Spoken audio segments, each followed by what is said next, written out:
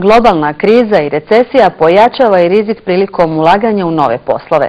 Kako bi ga izbjegli, mnogi investitori angažiraju ne samo konzultante, vrhunske odvjetnike i financijske savjetnike, nego i lobiste. Prema podacima Hrvatskog društva lobista, najveći pad ulaganja dogodio se u rujnu i u listopadu prošle godine. Posljednja 2 mjeseca situacija se popravlja. Jaki investitori koriste krizu za nove akvizicije, a kako bi umanjili rizike, angažiraju lobiste. Koliko se njihovim uslugama koriste gospodarstvenici iz regije, istražio je Siniša Prica.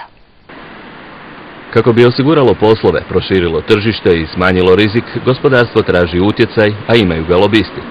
Oni su ti koji imaju kontakte, znaju proceduru donošenja odluka, poznaju ljude i prisustvuju sastancima raznih odbora. I dok kompanije zbog gospodarske krize gube poslove i tržišta, otpuštaju i režu troškove, usluge lobista u takvim okolnostima sve su traženije. Više je kontakata i više priča o lobiranju i više se razmišlja o korištenju lobista. Jedna stvar koja je doprinijela je normalno i ova situacija sa Slovenijom. Dakle, to se odnosi na lobiranje u Brislu i Europskoj uniji. Međutim, u regiji pala je normalna gospodarska aktivnost. Svatko onaj koji danas razmišlja eventualno o nekakvoj poslovnoj aktivnosti mora itekako dobro promisliti hoće li ići u nešto, znači smanjiti rizik.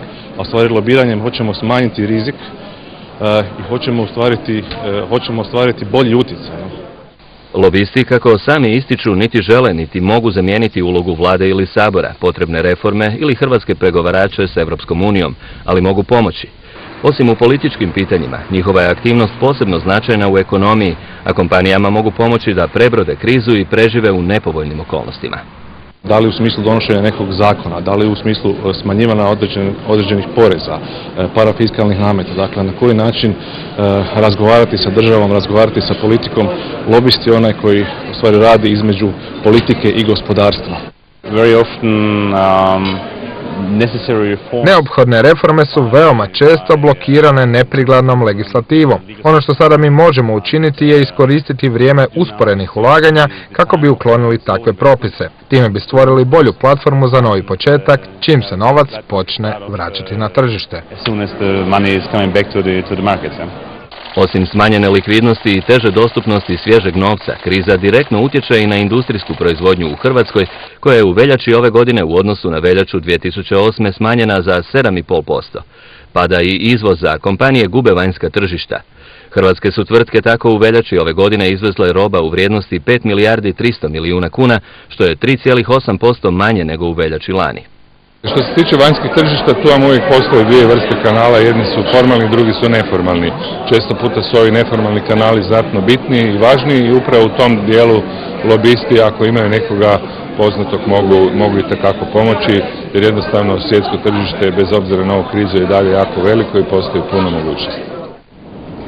I dok u Briselu pri institucijama Europske unije djeluje 4,5 tisuće akreditiranih lobista, lobiranje kao profesija u Hrvatskoj je tek u povojima. Iako se o tome već duže vrijeme govori, Hrvatska još uvijek nema zakon o lobiranju, čijim bi se donošenjem uvelike smanjio problem sivog lobiranja, odnosno posredništva. Cijela stvar, dakle, nužno mora biti transparentna. Cilj lobiranja i za koga se lobira moraju biti poznati, upozorava i predsjednik Hrvatskog društva ekonomista Ljubo Jurčić. Onda lobiranje postaje prava aktivnost koja treba biti. Ako se lobiranje odvija ispod stola, iza leđa, onda je to veliki izazov i veliko iskušenje da skrene u potpuno crne vode, korupciju i tako dalje. Jedna od rijetkih zemalja regije koja ima zakon o lobiranju je Makedonija, a tamošnja vlada intenzivno koristi usluge lobista kod korištenja predpristupnih fondova Europske unije, spora s Grčkom oko imena zemlje, ali i u gospodarstvu. To je u delu prvo privlačenja stranih investitora u Makedoniju, prodaju makedonskih proizvoda, makedonska ulaganja u drugim državima i tu imamo dobrih iskustva zato što korištenje tih lobista je pridonelo da u toku 2008. godine i 2007. godina Makedonija je bila 400 do 500 milijuna eura strana ulaganja, što je za Makedoniju veliko. Vrijeme kad se najviše lobira je donošenje proračuna, a lobiralo se i prilikom dugotrajnih pregovora vlade, poslodavaca i sindikata. Ljubu Jurčića, kao člana ekonomskog vijeća, upitali smo je li bilo lobiranja i prema tom tijelu.